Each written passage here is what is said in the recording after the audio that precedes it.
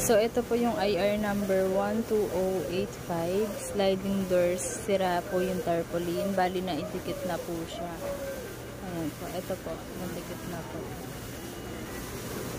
Then, ito naman po yung sa IR number 13594. Yung no stocks of service invoice po. Bali, nag-chat po ako sa accounting.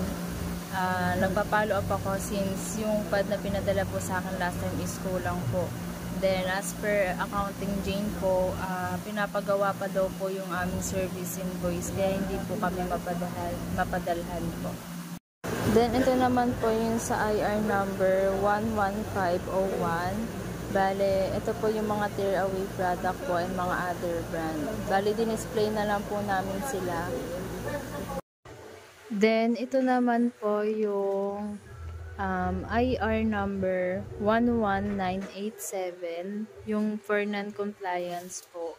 Ito po, na-attach ko na po sa IR.